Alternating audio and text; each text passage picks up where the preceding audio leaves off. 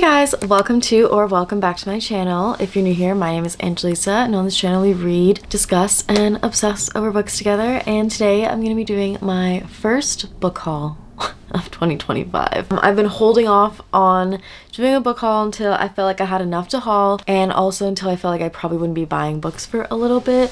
Specifically, a lot of these books got purchased because if you're from Canada, books have been no tax since before Christmas, and it is ending I think this weekend, so we kind of have to take advantage of it. And I certainly have been. Where I live, the tax percentage is 13%, so every single book that I bought, I would have had to pay an extra 13% if I hadn't like bought them during this time. And some of these books are actually like special editions and just books that I've been like waiting to get and wanted to get really bad, and I'm really excited that I got to get them on sale and tax-free, and I'm just excited.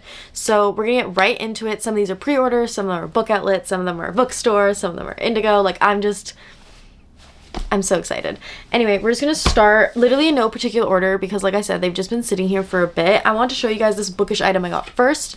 It's these bookmarks from Indigo. They are two dragons, a big black dragon and a little gold one.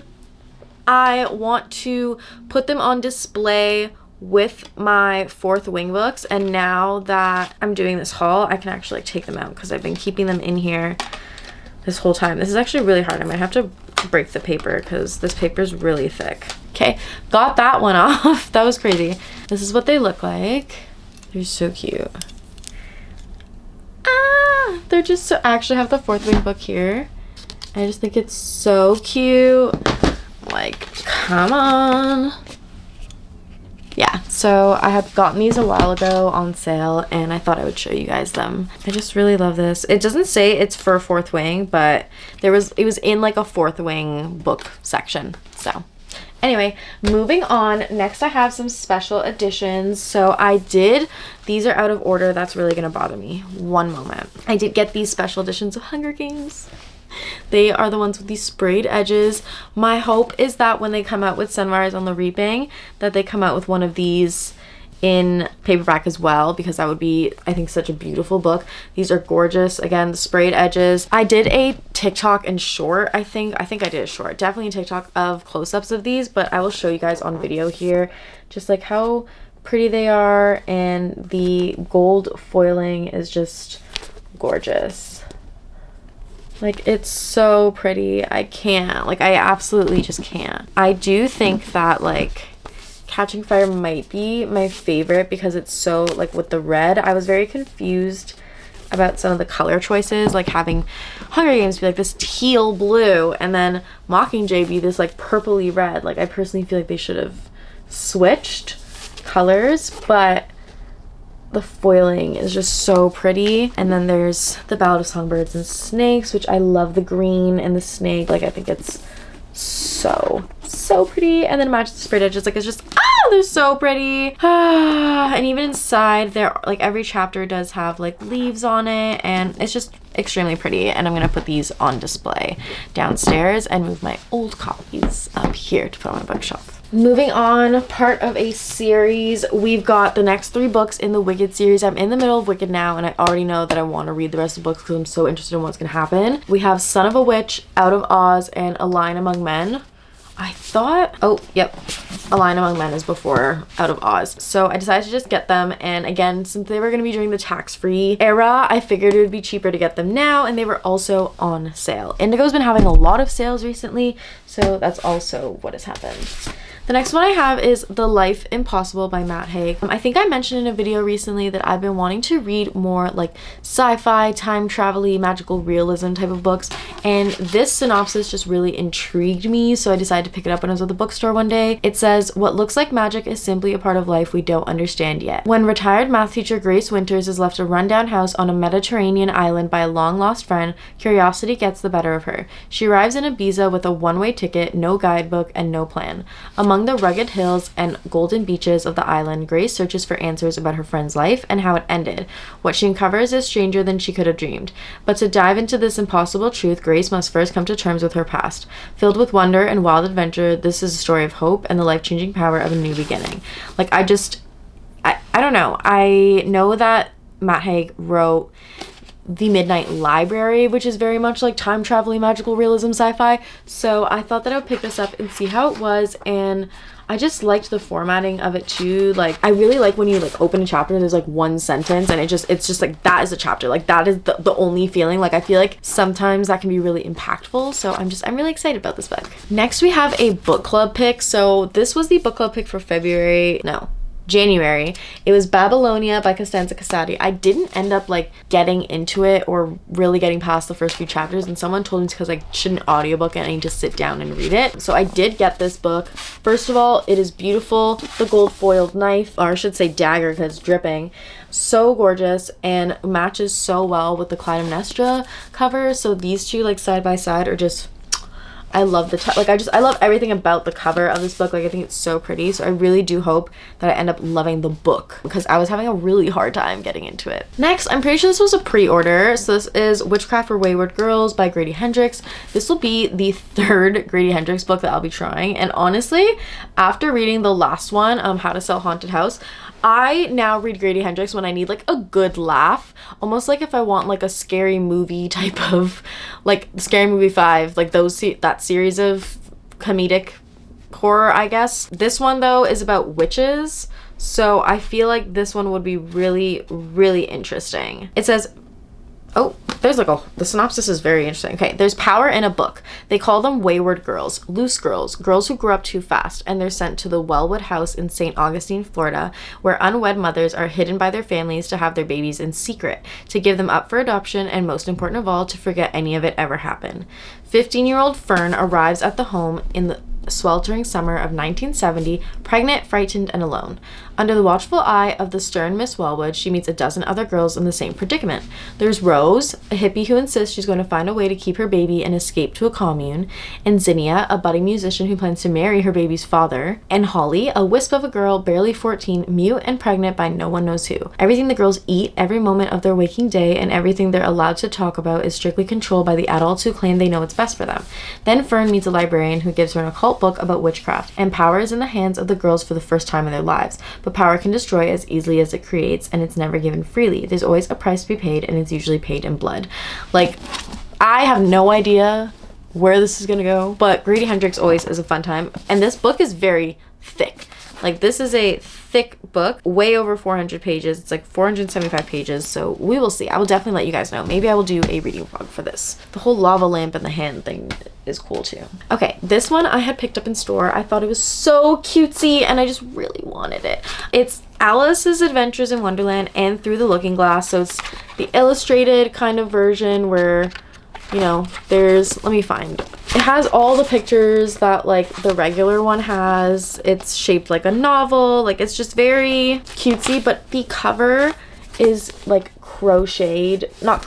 embroidered, and I loved it so much, and I wanted to have it. Like, I know it looks like a very like little child book, but it's so cute and so pretty, and I really wanted to have it and hopefully put it on display as like a classic, because I realized I didn't have a copy of this at all. All right, next we have another pre-order. This was Beg, Borrow, or Steal by Sarah Adams. I think this is like now her third book in these little like standalones, but honestly it was the synopsis for this that got me. It's actually like she is a romance writer and he is a mystery thriller writer, and I just love romance books about authors. The last one that I remember reading that just like hit me so hard, well, not the last one, but like the very first one I ever read was probably Beach Read. Two people writing books and falling in love is just my cup of tea, but this is also an enemies to lovers or hate to love, so I'm really excited about this. I think it's gonna be really good, and I've heard really good things already about it, and it's just come out. Next we have a book that I literally picked up because I've just been seeing it everywhere and I was so freaking curious. This is called Cleopatra and Frankenstein.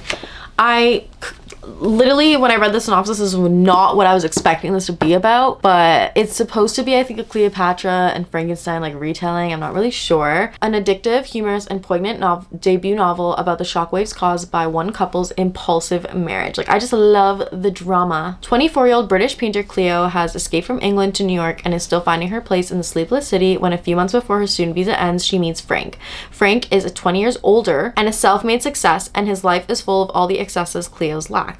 He offers her a chance to be happy, the freedom to paint, and the opportunity to apply for a green card. But their impulsive marriage changes their lives and the lives of those around them in ways they could never have predicted. While Cleo struggles with depression and Frank with drinking, Cleo's best friend tries to embrace his gender identity in the wake of her marriage, and Frank's financially dependent sister arranges sugar daddy dates after being cut off. What is going on? See, this is what I mean, the drama. Ultimately, this chance meeting between two strangers changes everything, for better or worse. As hilarious as it is heartbreaking, entertaining as it is deeply moving, Cleopatra and Frankenstein is a painfully relatable debut about the spontaneous decisions and imperfections that shape entire lives. Like, I really love books that just make you think about, like, oh, like Maybe in Another Life by Taylor Jenkins Reid, how it kind of like makes you think about, like, you know, different decisions that you make and how it could change your life or the path that you're leading down, or just like pivotal moments in life that were really big, like turning points that could have went one way or the other. And so this synopsis, although I didn't expect it to be about this, I was really happy to read that was what the synopsis was. And they also have a few other books out. I think there's one called Blue Sisters that's doing like really well right now. So I don't know, I just want to get into this author. And one thing I wanted to do this year was try more authors, and this sounded like a very interesting book and author to try. Okay, next we have Tender is the Flesh by Augustina Bazteriacki, or whatever this says. Bazterica. There we go. This is a somewhat shorter book. It's only like 200 pages, I think. But I think it's supposed to be... This is about a guy, like, it's very like dystopian horror. He is in the business of slaughtering humans. Like, humans are being sold as meat to eat because we've depleted like all the animal food or something like that. So this has done really, really well. My best friend wanted to read it, and I was like, you know what, I'm gonna check it out too. So I decided to pick it up, and we're gonna see, oh my god, like, society is divided into predators and prey. Like, this is just my worst fucking nightmare. So we're gonna see where this goes. Okay, next we've got A Wish for Us by Tilly Cole. First of all, the reviews for this were really, really good. Second of all, it was only 20 bucks Canadian for a really good copy of it. And it has pink sprayed edges. It was so cute. I know that this author wrote, what is it? 1,000 Boy Kisses, something like that. And I don't know, when I read the back of this, I was like, this sounds so sad and so cute. And I had gone onto Goodreads when I saw to see what the rating was, and the top review said that like this person was reading it and like consistently crying for the last 150 pages. And I'm like, I need that. Like, I need a good cathartic cry. I feel like I haven't had a good book cry in a while, so maybe this will be it. Oh my god, I'm seeing words like fragile heart. He doesn't expect that she'll stay in his head like a song on repeat. Go away, I can't. Okay, next we have something that I'm really, really excited about, and I'm so glad that I waited to buy this. Okay, The Cruel Prince Trilogy by Holly Black. I have, like, all the Holly Black books that I have are all paperback. So I've been waiting to read Stolen Heir and Prisoner of the Throne until the paperbacks came out. And it has been like 2 years since Stolen Heir and no paperback. So I was almost gonna go and buy the hardbacks, but I'm like, I can't justify spending that much money on a freaking YA hardback when I could just get the paperback for like $15 each, right? Or $16, maybe $17 each, because they're getting more popular. Then I'm on Book Outlet, and don't I see for $26 Canadian, both of them together in a little box set. They're in perfect condition. I haven't even unwrapped them because I was waiting to do this haul. So let's do a little quick unwrapping of the saran wrap. So here they are. Like, stop, they're so pretty.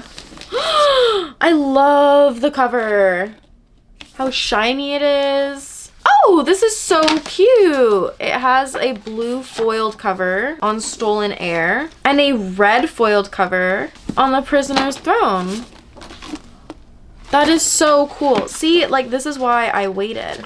Nothing appears to be wrong with this. Are all the pages there? Yeah, pages look good.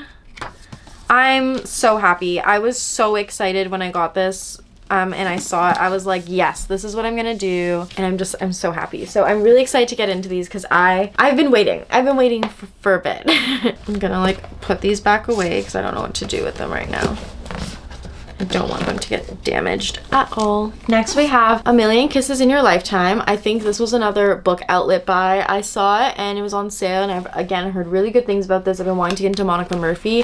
This is another like new author that I haven't tried, but a lot of the booktubers that I watch really like this author, so I thought I would start with this one. I think it's part of a series. Yeah, Things I Want to Say, Promises We Meant to Keep, I'll Always Be With You, and You Said I Was Your Favorite. So we will see. I also really just like the name Wren. That's a really nice name. That's this one.